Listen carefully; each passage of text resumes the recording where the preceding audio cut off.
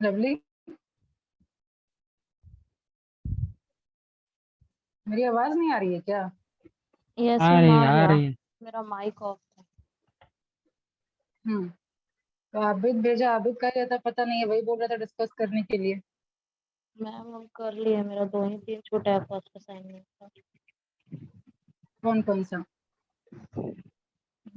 देखिए, screen share करती हूँ। मैम ऐसे याद नहीं है मेरे को, खोलना पड़ेगा असाइनमेंट। कर लेते हैं सारा डिस्कस। ठीक है।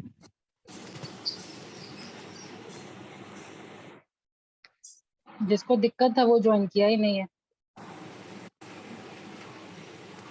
देखिए, स्टार्टिंग का जो 10 क्वेश्चन है वो तो सीधा सीधा आपका बिजनेस एथिक्स का क्वेश्चन मैम है ये ना? असाइनमेंट 2 है, क्या? सेकंड असाइनमेंट है। अच्छा, तो फर्स्ट असाइनमेंट कहाँ है? फर्स्ट में तो मैम अभी तक जितना पढ़ाई हुआ उसमें से बहुत सारा आया हुआ है। इसमें भी बहुत सारा आया हुआ है। टोटल 20 क्वेश्चन है ये। 10 तक तो आपका बिजनेस एथिक्स का है, वो भी हम लोग डिस्कशन कर लेंगे। कब तक सबमिट करना है? अभी टाइम है बहुत मैम, 30 जून तक। फर्स्ट असाइनमेंट कौन सा है वो भी देख लीजिएगा। देखिए, क्वेश्चन नंबर 11 से क्वेश्चन नंबर 11 यहाँ से स्ट्रैटेजिक मैनेजमेंट वाला क्वेश्चन। बिजनेस एथिक्स आप लोग के सिलेबस में बाद में दिया है, ठीक है? आप भी का को कंफर्म कर दीजिए तो रहना है ना यहाँ पे? रहना। Yes ma'am. आप थोड़ा अभी से कांटेक्ट करने की कोशिश करिए। कल तो आपको कॉल कर रहा था मैम, आप रिसीव नहीं की। हाँ, मैंने देखा, इसलिए मैं बोल रही हूँ। अब तक आएगा, कंफर्म कर दीजिए, आएगा या नहीं आएगा। आवाज आपका थोड़ा सा अच्छा यहाँ से पे नहीं तो आ फुल रहा है। नेटवर्क है, यहाँ फुल नेटवर्क है। देखिए, स्क्रीन शेयर कर ही रही हूँ। ऊपर 4G दिख रहा है, नेटवर्क भी फुल है। आवाज जो है ना गूंज रहा है, ऐसा लग रहा है। अभी सही है? हाँ अब ठीक है। रुकिए 1 मिनट, देखते हैं। जल्दी इन्फॉर्म कर दीजिए सर।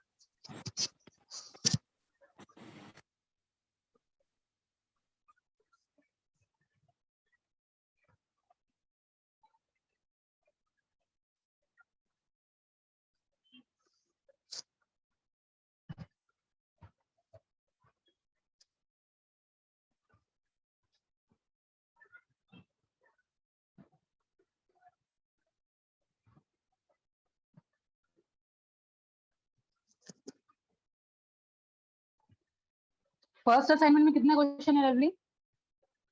20-20 दोनों में है मैम। तो सारे सब्जेक्ट में दो दो मिला है। Yes ma'am. कितने मार्क्स का? 40 मार्क्स। लास्ट टाइम तो ऐसे नहीं आते, लास्ट टाइम तो टोटल 40 दिया हुआ था, अलग अलग तो नहीं दिया था। नो मैम, हर वक्त अलग अलग ही आता है। हेलो। हाँ, आ रहा है मैम, बाइक चला रहा था तो मैम। कितना? हाँ हाँ। बोले मैम इसीलिए हम ही कॉल करवा रहे थे। अच्छा। बोले ना मैम कि मतलब इंटर्नशिप का तो हो ही गया, हम मतलब खुद से कर ही रहे हैं, क्योंकि अब तो मतलब कोई चांस था नहीं, तो कम से कम अच्छा, मैम ठीक के इंटर्नशिप लिए बात। वाला अभी हम लोग सेशन के बाद डिस्कशन करेंगे इंटर्नशिप के बारे में। फिलहाल रिकॉर्डिंग ठीक है पे हम मैम, लोग हम सिर्फ आप सेशन के बारे में बात हेलो करेंगे। Ma'am, good morning. Good morning Abid. Ma'am चलिए, हो मैम गए? फ्री हाँ, कब रहती है, बता दीजिए, टाइम बता मैम दीजिए ना। फ्री कब रहती है? आप अब कॉल किए थे कल, तो तक मैं कॉल कॉल नहीं कर चल लूंगी, रहा। मैं कॉल कर लूंगी 11 बजे। हाँ सॉरी, 11 बजे ठीक, क्लास खत्म होगा, 3 बजे। ठीक है। 3 बजे। हाँ, वैसे टोटल खैर मैं 3 बजे मैं खुद अपने साइड से कॉल कर लूंगी। ठीक है। ठीक जो भी ठीक ठीक डिस्कशन करना है हम लोग कर लेंगे। फिलहाल ठीक अभी ठीक सिर्फ ठीक टॉपिक पे रहें।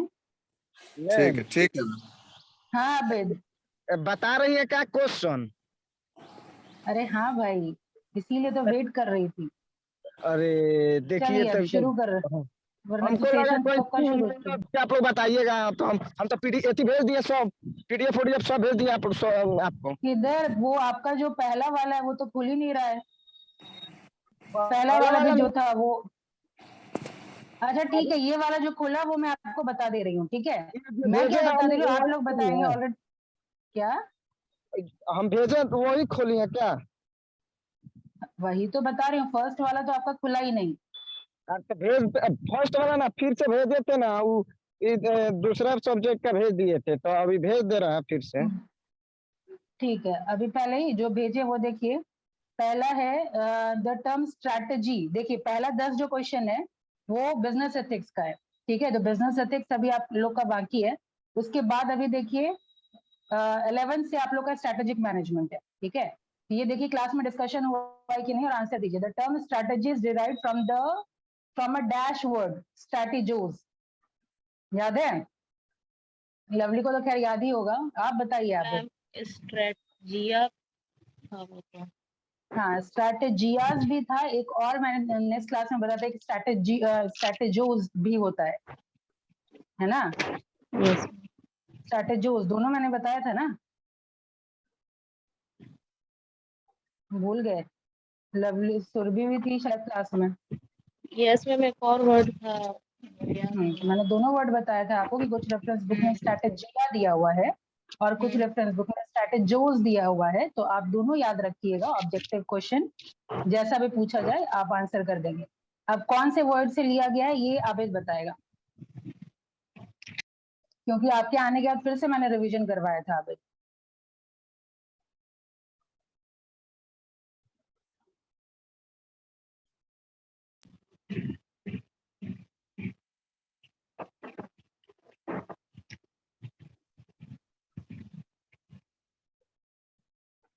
नहीं है आबिद कि नहीं है? है मैम। है मैम। हाँ, शायद ही इसे कभी आंसर मिलेगा। आप बताइए राना। स्ट्रेटजिया। अरे वो तो ठीक है, लेकिन कौन से वर्ड से? देखो स्क्रीन दिख रहा है कि नहीं मेरा? हेलो, मैं दिख रहा। थोड़ा हम घर हाँ पे ठीक है नहीं। अवैध, आप चुप ही रहिए, ठीक है आप चुप ही रहिए। आपका कब हेलो हो जाता है कब गायब हो जाता है पता नहीं चल पाता है। ना मैम सुन रहे हैं, ईयरफोन लगाए हैं, सुन रहे हैं। अभी हम ना बाइक चला रहे हैं। अब तो हो गया पढ़ाई आपका, बाइक ही चलाइए। सुनने का भी कष्ट मत करिए, रिकॉर्डिंग सुन सकते हैं आप। नहीं, हाँ ईयरफोन राना लगाए बताइए। हैं। ठीक लैटिन है वर्ड है ये मैम। बताइए। लैटिन। लैटिन वर्ड बताइए लवली। ग्रीक। ग्रीक वर्ड है, ठीक है। मैंने कहा था ये इधर से क्वेश्चन आता है कि ये हो गया। अब आगे बढ़ते हैं। अब यहाँ पे पूछ रहा है the term strategy is derived from the word strategos which means. पहले तो कहाँ से हुआ है वो पूछ रहा है, फिर इसका लीडरशिप। मतलब क्या है वो बताइए।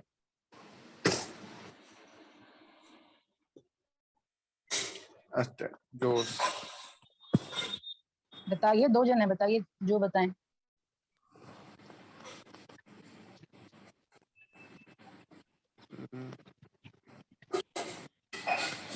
मैम या तो टैक्टिस या तो मैनेजमेंट। प्रैक्टिस। जनरलशिप, याद करिए मैंने कहा था मिलिट्री टर्म से लिया गया है, याद है? सबसे पहले मिलिट्री में इस वर्ड का यूज किया गया था, और जिसका मतलब होता है जनरलशिप। जनरलशिप का मतलब क्या होता है? स्ट्रेटजर्स मतलब तो होता है मैम रणनीतिकार, रणनीति बनाना। आप तो खैर क्लास में ही नहीं थे, आने के बाद मैंने रिवीजन भी करवाया था। जनरलशिप का मतलब होता है जो मिलिट्री कमांड को एक्सरसाइज करने का जो स्किल सेट चाहिए, ठीक है, उसको हम लोग कहते हैं जनरलशिप। ठीक है आगे बढ़ते हैं। Strategic management is the management of an organisation resource to achieve its. बताइए। Goals and objectives. Goals and objectives. ठीक, शाबाश आगे बढ़िए। Which of the following does not describe corporate strategy?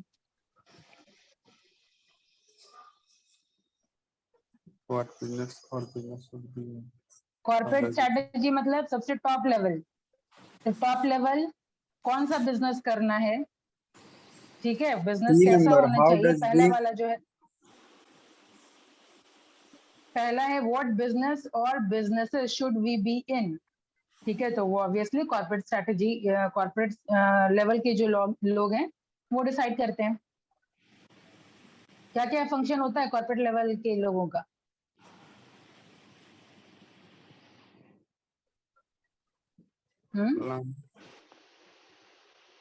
बताइए लवली। मैम डिसीजन मेकिंग होगा, फिर से budget planning. Planning,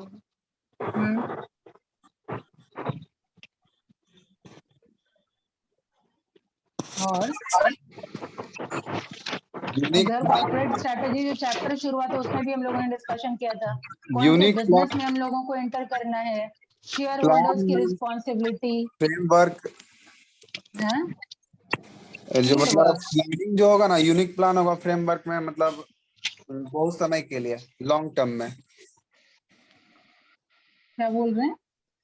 मतलब कॉर्पोरेट स्ट्रेटजी में हाँ यूनिक प्लान जो होगा वो लॉन्ग टर्म के लिए होगा। हाँ, लॉन्ग टर्म प्लानिंग होता है, ये तो सही है। और उसके बाद में आप बिजनेस के मालिक हैं, ठीक है, आप जो है आपके नीचे ही है, तो जो दायित्व होता है, चाहे पेंडेमिक हो चाहे पेंडेमिक ना हो, चाहे इन्फ्लेशन हो डिफ्लेशन हो, सारी जिम्मेदारी तो आपकी। बाकी एम्प्लॉयज को तो सिर्फ सैलरी से मतलब है ना। तो कौन सा बिजनेस आप शुरू करेंगे, उसमें कितना पैसा लगाएंगे, ये सारा डिसीजन तो आपका होगा ना। आ रही है बात समझ में? Yes ma'am. पहला जो है व्हाट बिजनेस और businesses should we be in, correct है। How does the company add value to subsidiaries, correct है। How does being in one business help us compete in other businesses, ठीक है, ये भी सही है। और लास्ट वाला जो है how should we compete in other businesses. बैठे बैठे फ्रेंड रिक्वेस्ट भेज रहे हैं आप फेसबुक पे। नहीं मैम, वो मेरा, हम तो अभी गूगल खोले हुए हैं मैम। हेलो। यहाँ कैसे नोटिफिकेशन आ रहा है? पता नहीं मैम। शाबाश, खैर ध्यान दीजिए। और लास्ट है आपका how should we compete in other businesses, ठीक है, ये आपका होगा लास्ट वाला ऑप्शन। ठीक है, आगे बढ़ते हैं।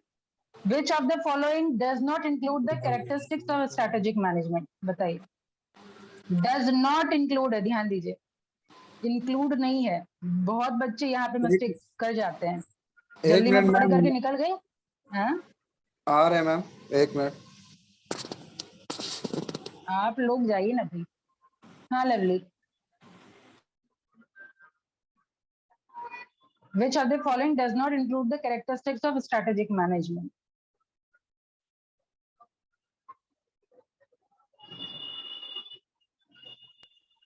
मैम हाँ रिएक्टिव, हाँ, क्योंकि मल्टी डायमेंशनल तो होता है, सिस्टमैटिक भी होता है, सिस्टमैटिक और डायनामिक भी होता है। डायनेमिक। हाँ, रिएक्टिव, ठीक है। अब आगे बढ़ते हैं। The role of stakeholders include, बताइए। अलग ठीक है, ये सब तो कॉन्सेप्ट सही है। द थ्री ऑर्गेनाइजेशनल लेवल, ये तो खैर सबसे इजीएस्ट क्वेश्चन है, सबसे corporate basic level level, question. Business level और फंक्शनल लेवल। Very good. अब आगे बढ़ते हैं। Which one of the following is not included in Porter's 5 force model, ये भी हम लोग पढ़ चुके हैं।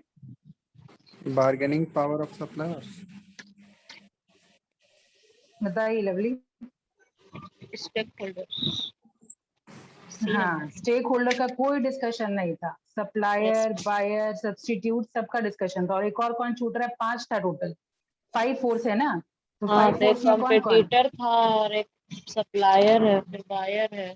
हम्म थ्रेट ऑफ न्यू एंट्रेंट, हाँ, कॉन्सेप्ट क्या और है? एक कौन रिवायरी कौन अमंग एक्सप्लेन बिजनेस करेंगे इन द दोनों में से? इंडस्ट्री। हाँ, तो यही 2 छूटा है यहाँ पे, बाकी सब तो है ही। एक पोटेंशियल डेवलपमेंट ऑफ सब्सटीट्यूट, कहने का मतलब है थ्रेट ऑफ सब्सटीट्यूट, ठीक है। दूसरा है बार्गेनिंग पावर ऑफ सप्लायर, फिर तीसरा है बायर भी इंक्लूड कर लीजिए, वो भी छूटा हुआ है। फिर राइवलरी अमंग कंपीटिंग फर्म, ये भी है। और फिर एक और छूट रहा है कौन, थ्रेट ऑफ न्यू एंट्रेंट। ठीक है, यस मैम। डिस्क्रिप्टिव में ये क्वेश्चन आ सकता है, इसीलिए डिस्क्रिप्टिव पॉइंट ऑफ व्यू से भी आप लोग इस क्वेश्चन को तो तैयार रखिएगा ही रखिएगा। स्ट्रेटेजिक मैनेजमेंट में ये क्वेश्चन ना पूछे किसी भी फॉर्म में, ऐसा हो नहीं सकता है। ठीक है, तो ये तो पक्का से करके जाइएगा। अब पहले बताइए इस टॉपिक पे थोड़ा और डिस्कशन कर लें। पोर्टर्स 5 फोर्स मॉडल का ऑब्जेक्टिव क्या है सबसे पहले? राना उस क्लास में आप भी थे। पोर्टर्स 5 फोर्स मॉडल का ऑब्जेक्टिव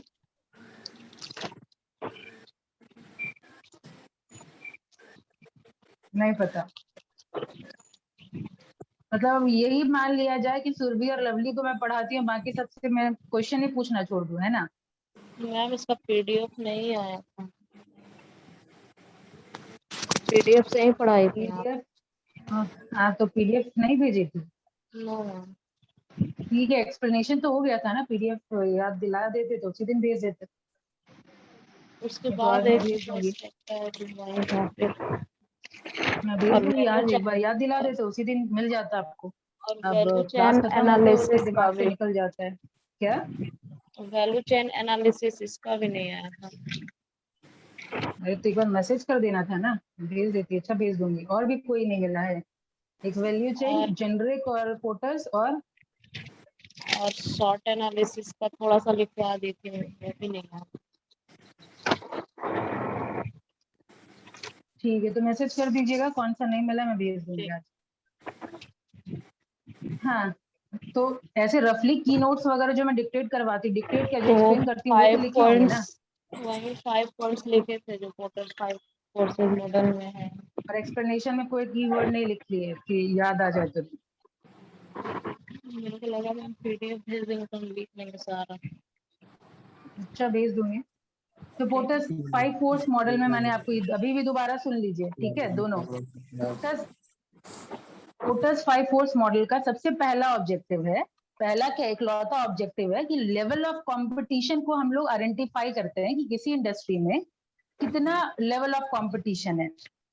ठीक है, तो क्या ऑब्जेक्टिव है एक इंडस्ट्री में?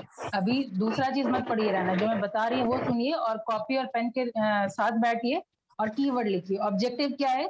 लेवल ऑफ, जो मैं पीडीएफ भेजूंगी उसमें इलोबरेट करके दिया हुआ है और शायद जो मैं समझा रही हूँ वो बेटर है। ठीक है, और म्यूट रखिए जहां से भी आवाज आ रही है।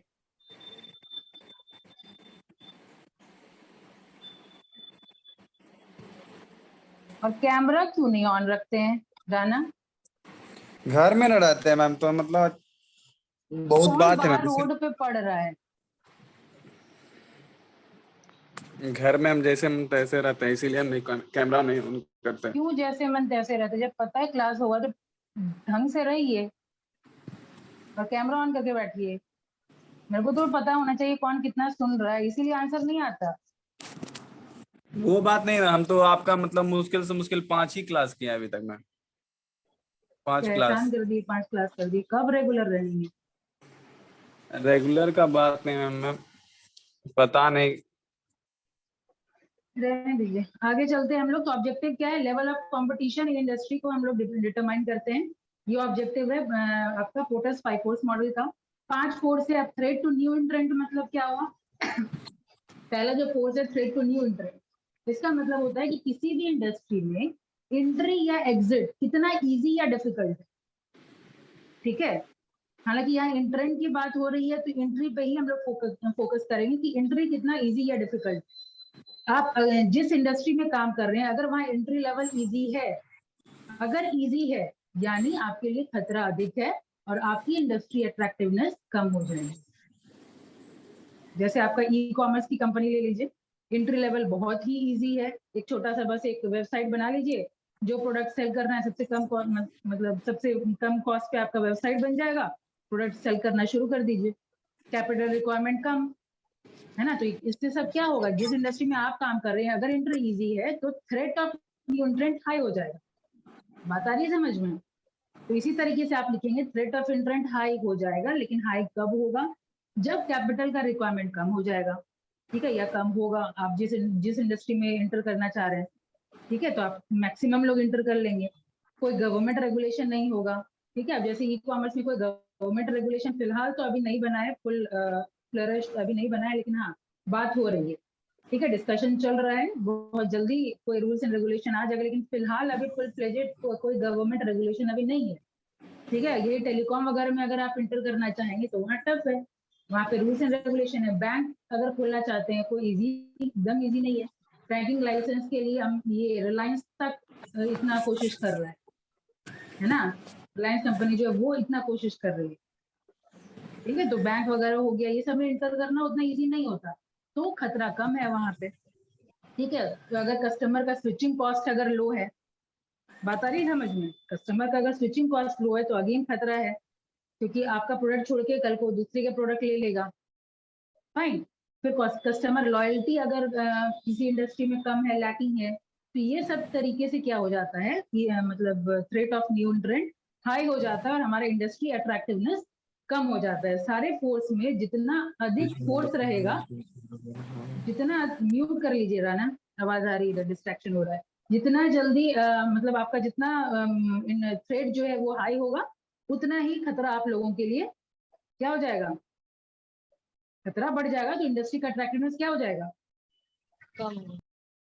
कम हो जाएगा, ठीक है। और अब नेक्स्ट अगर बात करें बार्गेनिंग पावर ऑफ सप्लायर की, तो सप्लायर का बार्गेनिंग पावर कब स्ट्रांग होगा, जब पूरे इंडस्ट्री में इकलौता सप्लायर कहीं हो या फिर फ्यू सप्लायर हो, ठीक है। अगर इकलौता सप्लायर है तो फिर जो डिमांड करेगा वो करना पड़ेगा। एग्जांपल जैसे आप यहाँ पे ले सकते हैं, इंटेल का जो प्रोसेसर हम लोग यूज करते हैं लैपटॉप पे, है ना, इंटेल का जो प्रोसेसर है, खाली हार्डली 2 सप्लायर है प्रोसेसर का, एक इंटेल है एक और कोई है, तो वो भी 95% लैपटॉप में इंटेल का ही प्रोसेसर आपको मिले, तो उसका बार्गेनिंग पावर है स्ट्रॉन्ग, ठीक है। सब्स्टिट्यूट अवेलेबल ज्यादा है ही नहीं, तो सप्लायर का बार्गेनिंग पावर वहां ज्यादा है।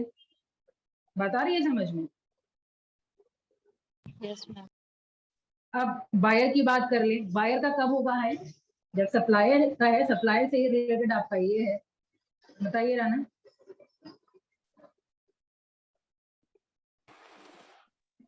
बायर का हाँ, बार्गेनिंग पावर ऑफ बायर का कब होगा हाई,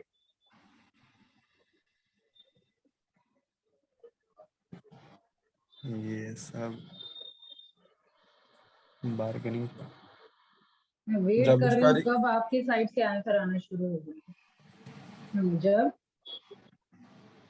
बायर जब कम होगा उसका या ज्यादा रिक्वायरमेंट होगा, जब हाँ बायर कम होगा या ज्यादा होगा, कब बार्गेनिंग पावर ऑफ बायर अधिक हो जाएगा, जब बायर जिस, ज्यादा होगा तब मैम।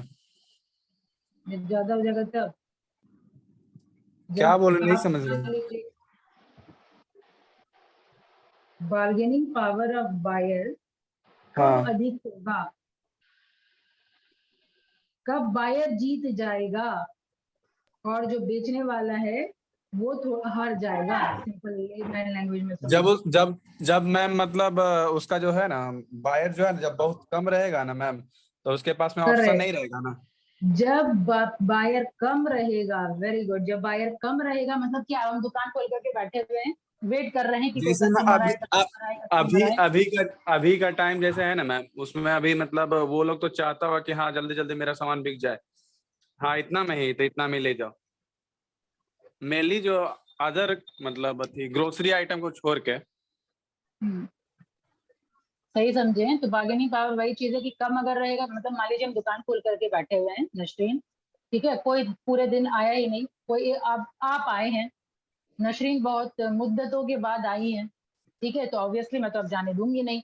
अब आप चाहे 100 रुपये का सामान 50 रुपये में ही लेकर के क्यों ना जाए, कहने का मतलब जितना मेरा कॉस्ट है कम से कम उतना तो आ जाए, हाँ ठीक है। बस तो सिर्फ जहां पे बायर कम, बार्गेनिंग पावर वहां बायर बहुत का स्ट्रांग हो जाएगा, ठीक है। तो ये है ये आपका।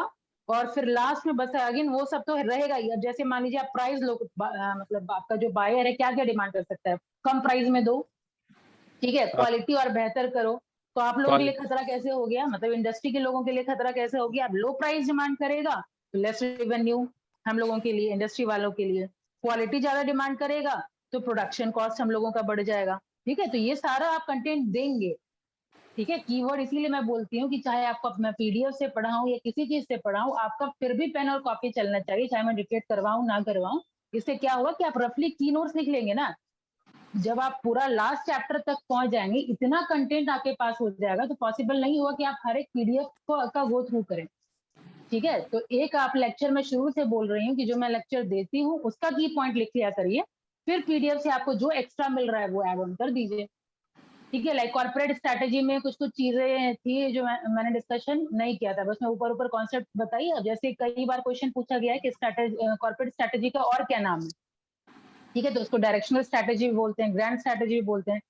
ये सब छोटा मोटा चीज आपको पीडीएफ में मिल जाएगा, लेकिन कॉन्सेप्ट अगर आप ऐसे समझ रहे हैं कि हम रीड कर देंगे तो कॉन्सेप्ट समझ जाएंगे तो थोड़ा टफ होगा। इसलिए फटाफट कीवर्ड जरूर लिख लीजिए। ठीक है, इस पॉइंट में ये वाला पॉइंट डिस्कशन हुआ था, ये वाले पॉइंट में ये वर्ड डिस्कशन हुआ था।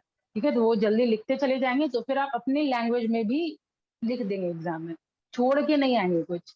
और अगर बिना पेन पेपर के बैठे जस्ट ऐसे कहानी की तरह अगर सुन रहे हैं, जैसे आप क्लास खत्म होगा दूसरा क्लास शुरू होगा, दूसरा क्लास शुरू खत्म होते होते आप पहला क्लास भूल जाएंगे। ठीक है, अब बच रहा है थ्रेट ऑफ सब्स्टिट्यूट। बस मैं तरीका बता देती हूँ, अब चाहे तो इम्प्लीमेंट करिए, वो एज है नहीं जो कि डांटा जाए मारा जाए। ठीक है, अगर चाहते हैं सुधारना तो ये तरीका थोड़ा अप्लाई कर लीजिए। अब देखिए सब्स्टिट्यूट की बात करते हैं। बायर हो गया, सप्लायर हो गया। अब सब्स्टिट्यूट क्या है कि जैसे आप कोई ऐसे इंडस्ट्री में काम कर रहे हैं या फिर आप मान लीजिए ऐसा प्रोडक्ट में डील कर रहे हैं जिसका सब्स्टिट्यूट बहुत इजीली अवेलेबल है। कोका कोला नहीं मिला, चलो पेप्सी से काम चला लेंगे। ठीक है, जो हेल्थ कॉन्शियस है तब तो भाई हमको फिर ट्रॉपिकाना या रियल वाला जूस हम ले लेंगे। ठीक है, तो ये सब क्या चीज है, सब्स्टिट्यूट इजीली अवेलेबल है तो तुरंत कस्टमर स्विच कर जाएंगे। तो जितना इजीली सब्स्टिट्यूट अवेलेबल, खतरा उतना ज्यादा। ठीक है, तो हर जगह हम देख रहे हैं क्या थ्रेट हम लोग ज्यादा एनालाइज कर रहे हैं कि ज्यादा कब होगा। फाइन, अब लास्ट आपका बच रहा है राइवलरी अमंग द प्लेयर। ठीक है, या यहाँ जो लिखा है rivalry among the competing firm, किसी भी तरह से पूछा जा सकता है तो कंफ्यूज नहीं हुआ, चाहे आपको आप पूछे राइवलरी अमंग कंपीटिंग फर्म या पूछे राइवलरी अमंग द प्लेयर, तो कॉन्सेप्ट वही सेम है। कहने का मतलब क्या है कि जिस इंडस्ट्री में आप हैं कितने कॉम्पिटिटर और हैं। ठीक है, 3 है, 4 है या फिर सैकड़ों हैं। ठीक है, डिपेंडिंग ऑन दैट आपके इंडस्ट्री पे खतरा है। आप जिस इंडस्ट्री टेलीकॉम में बहुत कम है। ठीक है, और अगर इधर आप जैसे ग्रोसरी और एफएमसीजी वगैरह का जो आप बात कर रहे थे उसमें बहुत अधिक है। एक पेस्ट लेने के लिए जाइए तो हमारे पास बहुत अल्टरनेटिव अवेलेबल है, बहुत सारा प्लेयर है मार्केट में, है ना। तो जितना ज्यादा प्लेयर उतना ज्यादा खतरा, जितना कम प्लेयर उतना कम खतरा। लेकिन सिर्फ यही एक एस्पेक्ट नहीं है, अब कम है जैसे 3 ही है लेकिन अंबानी लोग टाइप हैं। ठीक है, तो वो खतरा फिर अगेन बढ़ जाएगा। तो पहले हु आर दे वो हम एनालाइज करेंगे, फिर हाउ स्ट्रॉन्गर दे आर, कितना स्ट्रांग है वो लोग, वो सब भी हम लोग एनालाइज करेंगे। ठीक है, अगर स्ट्रांग है तब तो मेरे लिए 3 ही बहुत भारी पड़ जाएगा, प्लेयर 3 ही है लेकिन बहुत भारी पड़ जाएगा। फाइन, तो ये हम लोग एनालाइज करते हैं इसमें। फिर क्वालिटी लेवल फिर हम लोग देखते हैं आपका प्रोडक्ट या सर्विस जो आप दे रहे हैं उसके कंपैरिजन बाकी का सर्विस बेहतर है या खराब है, क्वालिटी बेहतर है या खराब है। ठीक है, अगर क्वालिटी उन लोगों का बेहतर है तो आपके लिए खतरा है, आपका बेहतर है तो आप करिए बल्ले बल्ले। ठीक है, पूरा बेनिफिट निकालिए अपना मार्केट से। बात आ रही है समझ में? तो यही आपका इजी कॉन्सेप्ट है, लेकिन ये वेरी वेरी वेरी इंपॉर्टेंट जो बोलते हैं ना वो है। मैंने शायद ही कोई क्वेश्चन पेपर देखा है कोई ईयर का जिसमें इस टॉपिक से क्वेश्चन ना पूछा गया। ठीक है, चाहे आप कंपटीशन में नेट वगैरह का भी मैं एग्जाम दे रही हूँ तो उसमें भी क्वेश्चन आता है इससे, पोर्टर्स 5 फोर्स मॉडल से। ठीक है, तो ये बहुत बहुत ही इंपॉर्टेंट है, डिस्क्रिप्टिव क्वेश्चन में बहुत चांसेस है कि इससे क्वेश्चन आए। ठीक है, अब आगे बढ़ते हैं। What is meant by the term stakeholder, बताइए। नशरीन सिर्फ ज्वाइन किया या फिर सुन भी रहे हैं, आवाज आपकी आ नहीं रही है, बताइए ये वाला क्वेश्चन। शांत रहेंगे तो मुझे पता भी नहीं चलेगा और अटेंडेंस फिर मार्क हो जाएगा एब्सेंट। इसलिए आप लोग एक्टिव रहिए जो मुझे पता हो कि अच्छा आप लोग प्रेजेंट हैं। पार्टिसिपेट करिए। नशरीन है या नहीं है?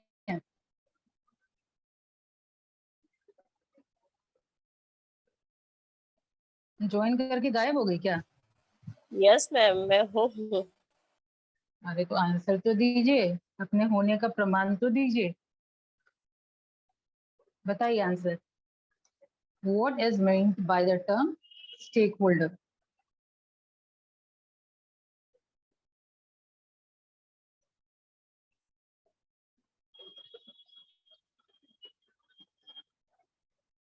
नहीं, स्टेक होल्डर शेयर होल्डर इतनी बार डिस्कशन हुआ है। Yes ma'am.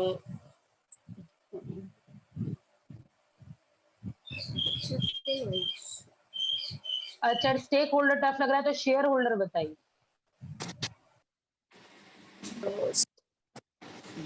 मैम इसका पर्सन शेयर मैम इसका सी होगा सर। 3 नंबर होगा मैम इसका stakeholders. The person who owns a business, हाँ? तो मालिक हो गया, वो स्टेक होल्डर का बन के क्या करेगा?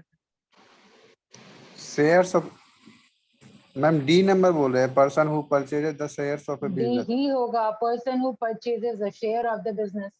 ठीक है, ये मैम होगा आपका C, stake ma'am holder. C होगा मैम। क्या? अरे आप हाँ जी। कॉमन सेंस लगाइए ना, जो ओन करेगा बिजनेस वो कैसे स्टेक होल्डर, वो तो मालिक हो गया ना, यस मैम। वो तो कॉर्पोरेट लेवल हो गया, टॉप मोस्ट लेवल हो गया। तो अब आगे बढ़िए। डी नंबर नहीं क्या होगा। बोलिए? डी नहीं नंबर नहीं डी ही नंबर होगा, नहीं। डी नंबर ही होगा। डी नंबर ही ना होगा हाँ, तो वही तो क्या मेरी बोले आवाज नहीं जा रही है क्या? यस यस डी होगा। नशरीन सी नंबर बोली, उसका मैंने जवाब दिया कि अच्छा, जो ओन हम कर रहा सोचे है कि बिजनेस वो तो हम सोचे कि आप ही बोल रहे हैं कि मतलब नहीं होगा सी ही होगा। नहीं डी होगा डी होगा। अब क्लियर है क्या मैं बोलना चाह रही हूँ? कंफ्यूज करती है। क्या? Internal analysis. चलिए, अब लास्ट है आपका internal analysis enables a firm to determine what the firm. अब ये तो बताइए, इंटरनल एनालिसिस बताइए। जैसे ऐसे आप सोचिए, कंपनी का छोड़िए, आप Should do या will अपने do होगा बारे में मैम। बताइए। हाँ, Should do या will do। मतलब आप अपने बारे में आप जान रहे हैं कि हम ये कर सकते हैं, या फिर क्या मतलब शुड डू आपको करना चाहिए, या हम क्या कर हाँ सकते हैं, क्या पता will होता do है will आपको? do। इंटर्न Should do या will do। Can can do, do होगा मैम। क्या कर, हाँ, इंटरनल एनालिसिस में आपको अपने पोटेंशियल का पता होता है। अगर मैं आपकी बात करूं कि आप क्या कर सकते हैं, व्हाट यू कैन डू। ठीक है, तो internal ma'am will do analysis enables, हाँ, विल डू हम लोग करेंगे, माइट तो डू कर कर सकते सकते हैं हैं। यहाँ पे। हाँ, कैन तो डू। वही चीज है, कैन डू मतलब तुम ये कर सकते हो, ये वाला हाँ वो तो मेरे समझ अंदर गया। पोटेंशियल है। हाँ, ठीक है, तो ये था आपका स्ट्रेटेजिक मैनेजमेंट 10 नंबर से। इससे ऊपर वाला जितना है वो सब बिजनेस एथिक्स से क्वेश्चन है। जैसे पहला वाला देखिए तो स्टेक होल्डर ओरिएंटेशन है, includes all of the following activity except, बताइए। इसका ये सब नहीं पता हमको। स्टेक होल्डर ओरिएंटेशन, देखिए सबसे पहले स्टेक होल्डर कहते किसको है? स्टेक होल्डर में सब आ जाएगा, आपका जिसके पास वो कस्टमर हो शेयर गया, होगा। शेयर होल्डर हो गया, हाँ। ठीक है, सब आ जाएगा, गवर्नमेंट हो गया, सब आ जाएगा आपका स्टेक होल्डर में। ठीक है, तो अब ये समझने का देखिए, includes all of the following activity except, यानी कौन सा चीज छोड़ करके बाकी सब होगा, स्टेक होल्डर ओरिएंटेशन होगा। तो पहला है generating data about stakeholder groups होगा, assessing the firm's effect on stakeholder group, ठीक है, distributing stakeholder information throughout the firm, और ये जो है minimizing the influence of, ये minimize करना तो बिल्कुल नहीं है, सी नंबर होगा करना मैम। तो मैम सी नंबर होगा। एक्सेप्ट बोल रहा है, एक्सेप्ट। एक्सेप्ट एक्सपेक्ट नहीं। स्टेक होल्डर का इंफॉर्मेशन फर्म के पास नहीं होगा क्या? होगा। तो यही फिर तो लास्ट आपका जो है मिनिमाइजिंग, तो होगा पूछ ही नहीं रहा है, एक्सेप्ट पूछ रहा है। बार बार मैं बोल रही हूँ, ये जो ये वाला जो वर्ड रहता है उसको आप लोग मिस नहीं करेंगे, डू नॉट, ठीक है, डज नॉट इंक्लूड, एक्सेप्ट, इस टाइप का वर्ड है ना, यही गलत कराता है आंसर। ठीक है, तो क्वेश्चन आराम से पढ़िए कि क्या पूछ रहा है, इंक्लूड पूछ रहा है या एक्सक्लूड पूछ रहा है, तो ये हो गया। ठीक है, अब आगे बढ़ते हैं। Stakeholder are considered more important to an organisation when, one का क्या होगा मैम? Last, minimizing the influence of a stakeholder information on the firm। हाँ,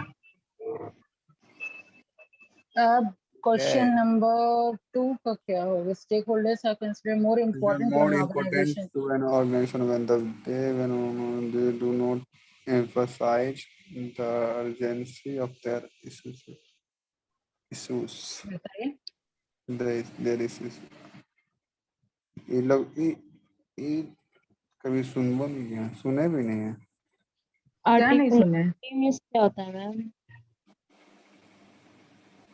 आर्टिकुलेटली ऐसे रफली बोलिए, एग्जैक्ट मीनिंग तो नहीं, लेकिन हाँ ठीक से एक्सप्रेस कर पाए, एक तरीके से आप बोल सकते हैं articulately. They can express themselves articulately. तो ये तो एक्सप्रेस करने से कैसे इंपॉर्टेंस बढ़ जाएगा ऑर्गेनाइजेशन के लिए? They can ये express. क्वेश्चन का मतलब पहले आप समझे। ये बोल रहा है कि स्टेक होल्डर कब सबसे ज्यादा इंपॉर्टेंट रखेगा ऑर्गेनाइजेशन के लिए। स्टेक हाँ, होल्डर्स तब क्या आर होगा? कंसिडर्ड When more जब important to an organization when they can make use of their power on the organization। ठीक है, I अपने think A पावर का होगा। मतलब क्या? वो मैनेजमेंट में भाग लेगा, है ना, ये डिसीजन मेकिंग में भाग लेगा, ये सब में भाग लेगा, तभी ना वो अपना इंपॉर्टेंस शो कर सकते हैं अपने पावर का यूज करके। yes ma'am. ठीक है, अब जैसे मैं आप लोगों की बात करूं तो टीचर्स और आपके डायरेक्टर सर और आपका जो कंप्लीट जूनियर्स है, और या मान लीजिए जो भी है, कॉलेज आपको कब रिकॉग्नाइज करेगा? या छोड़िए कॉलेज, आप स्कूल की बात करें, कोई भी स्कूल में कोई भी बच्चे को हम लोग कैसे रिकॉग्नाइज कर पाते थे? अरे ये बहुत अच्छा डांस करता है, इसको डांस में फर्स्ट प्राइज मिला। अच्छा ये क्विज कंपटीशन में फर्स्ट हुआ था। अरे ये तो मॉनिटर है इस ग्रुप का। ठीक है, तो ये सब देखेंगे क्या है, जब किसी तब को देखेंगे क्या? या पता होगा किसी के बारे में तब। हाँ, तो जब वो वही चीज है कि अपना थोड़ा अलग हट के रहे, या पावर का प्रॉपर यूज करे, अपने पोटेंशियल का प्रॉपर यूज करे, तो वो इम्पोर्टेंस है स्कूल के लिए भी। अगर जो जो ऐसा बच्चा है वो स्कूल के लिए भी इम्पोर्टेंस रखता है, तो सेम यहाँ भी आपका हो जाता है कि ऑर्गेनाइजेशन में स्टेक होल्डर कब इम्पोर्टेंस रखेगा? जब अपने पावर का वो यूज करेगा। ठीक है। मैम तो ए हाँ होगा मैम। हाँ, अब आगे बढ़ते हैं। थर्ड, बताइए आंसर।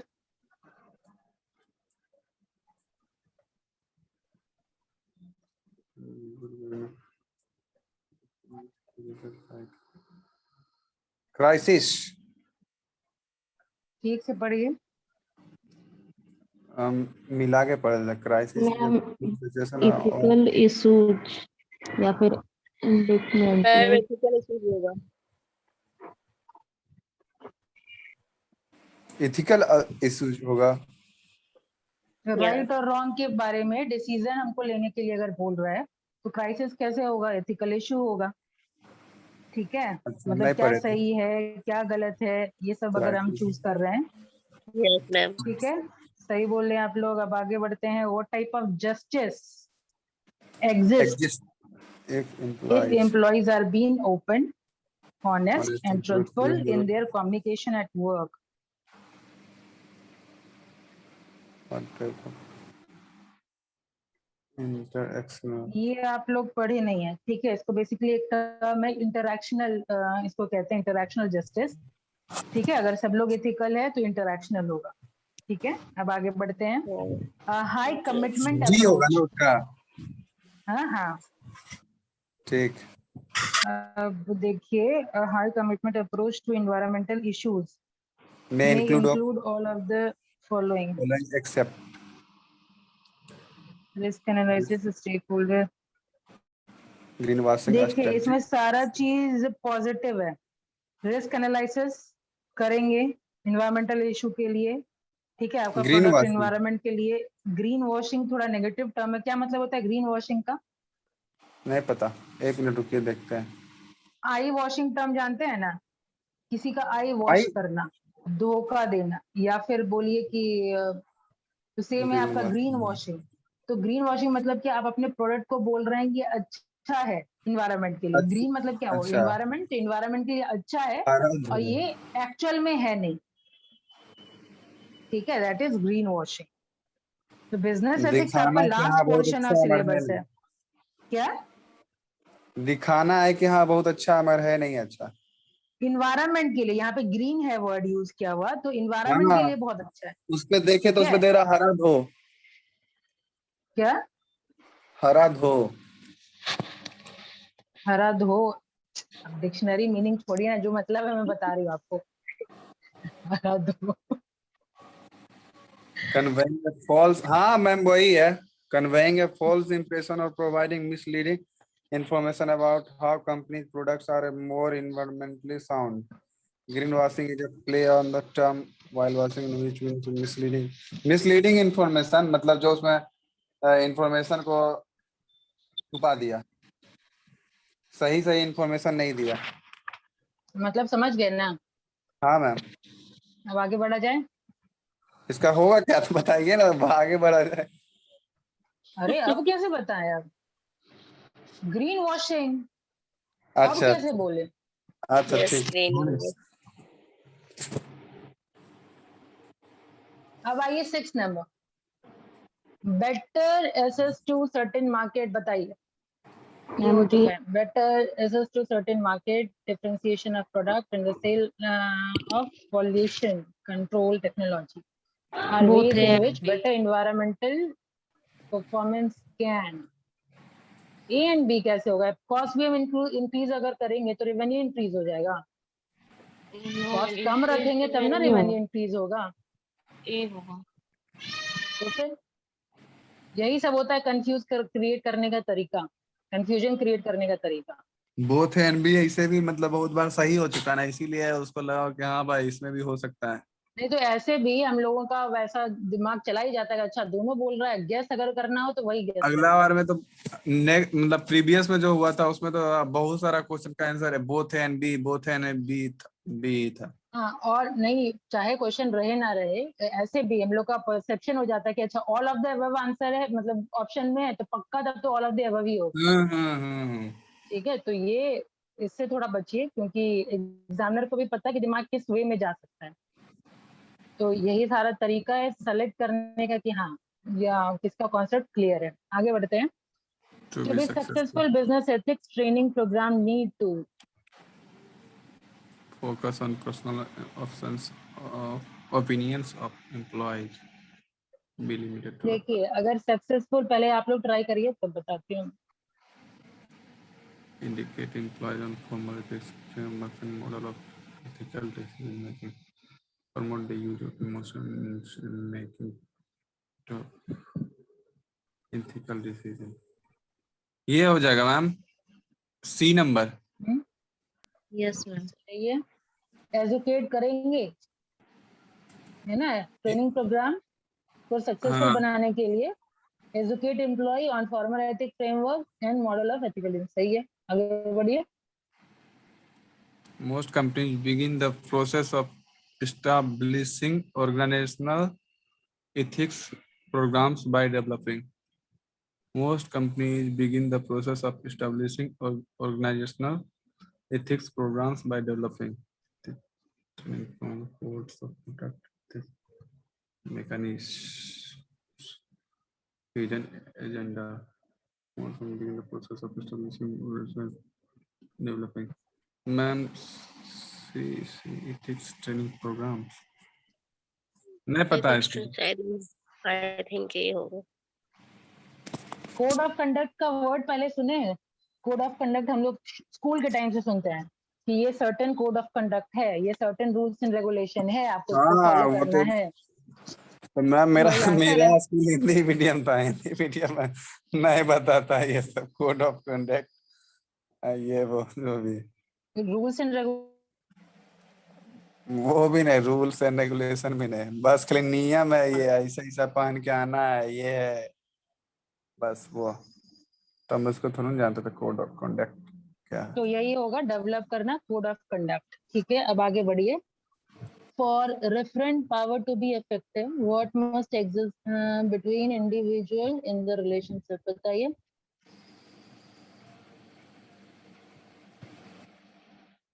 ठीक है, कोई डिफरेंट पावर, मतलब कोई भी पावर को इफेक्टिव करने के लिए व्हाट मस्ट एग्जिस्ट है, ठीक है, रेफरेंट है।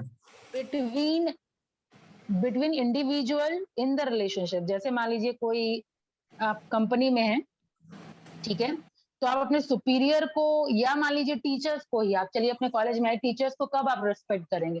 ऐसा नहीं कि कोई सीनियर है या जूनियर है। आप जब ऑर्गेनाइजेशन में भी जाएंगे तो आपके सीनियर्स होंगे, लेकिन बहुत सीनियर्स क्या होते हैं या सुपीरियर क्या होते हैं, तुमको करना है तो करना है सर, कोरोना है, अब कोरोना है तो हम क्या करें, ये टारगेट है तो तुमको अचीव करना है, मतलब कोई उसके प्रति कोई सिंपैथी नहीं, कुछ भी नहीं सर, पूरा हम लोग का इधर एरिया सील है, हम क्या करें, हम लोगों को करना है। तो ये सब एटीट्यूड क्या है?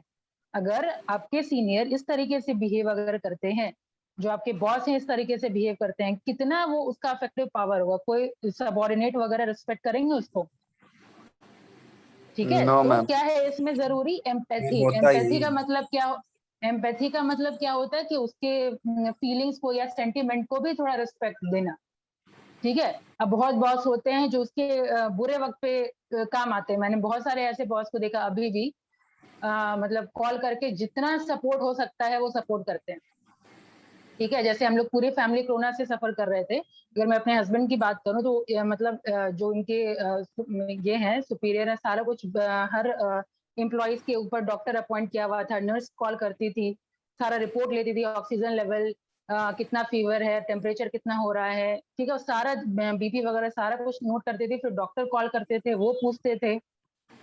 ठीक है, तो ये सब क्या है, मतलब हर एम्प्लॉयज के प्रति ये पर्टिकुलर ऑर्गेनाइजेशन क्या कर रही है, दिखा रही है सेंटीमेंट कि हाँ अभी जरूरत है। और ये तो खैर अभी पेंडेमिक का टाइम है, ऐसे भी बहुत रिक्वायरमेंट होता है, फैमिली में बहुत अप्स एंड डाउन होता है, उसके टाइम में अगर कोई सपोर्ट कर रहा है तो मतलब हाँ वो सबॉर्डिनेट, हम लोग को खुद ही रिस्पेक्ट आएगा, किसी को बोलने की जरूरत नहीं है, उस टाइम खुद रिस्पेक्ट आएगा, तो दैट इज एम्पैथी। ठीक है, अब आगे बढ़ते हैं हम लोग। Last question, when a firm charges different prices to different groups of customer, it may be accused of. बताइए, अगर फर्म चार्ज करिए different prices to different group of customer, इसको हम लोग करके क्या कहते हैं? इसका C number. Price discrimination. Price discrimination नहीं, ये तो इकोनॉमिक्स का टर्म है, बिजनेस एथिक्स में इसको बोलते हैं कल्चरल रिलेटिविज्म। ठीक When है, a कोई function is particular different culture में हम prices, अलग चार्ज कर रहे हैं, कहीं और में कुछ और चार्ज करते हैं। ठीक है, बिजनेस एथिक्स पढ़े ना हम लोग, तो ये कल्चरल रिलेटिविज्म कहते हैं इसको।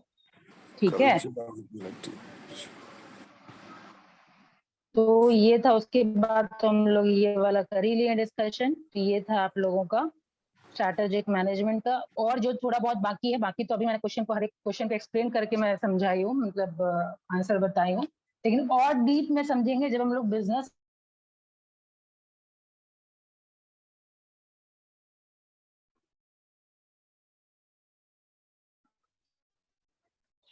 क्वेश्चन। अब करती हूँ स्टॉप शेयर,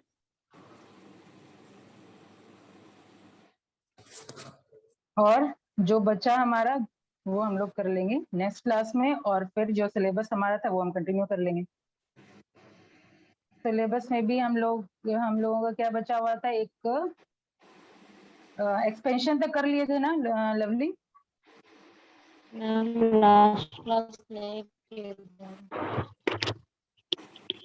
एक्सपेंशन स्ट्रैटेजी हो रहा था शायद, या हो गया था, अगर नहीं किए थे तो मैं रिकॉर्डिंग भेजी हूँ ना ग्रुप पे, यस मैम, देखे थोड़ा सा ही देखा, 10 मिनट ही देखे। तो देख देख लीजिएगा लेंगे कि सर। कहाँ तक हुआ है। ठीक है, और मेरे हिसाब से एक्सपेंशन हो गया था, अब एक रिट्रेंचमेंट बच रहा है, फिर ये चैप्टर खत्म हो जाएगा, और जो बचा हुआ है वो भेज दीजिएगा, वो भी देख लूंगी। ठीक है, तो मिलते हैं नेक्स्ट क्लास में। इससे पहले कुछ बोलना है तो बोल सकते हैं। ना ठीक है। ठीक है, मैं अभी कॉल कर लेती हूँ। ठीक है आबिद, बाद में, क्योंकि बाद में भूलने का चांसेस है, मैं अभी कॉल कर रही हूँ। ठीक है, थैंक यू। ठीक है।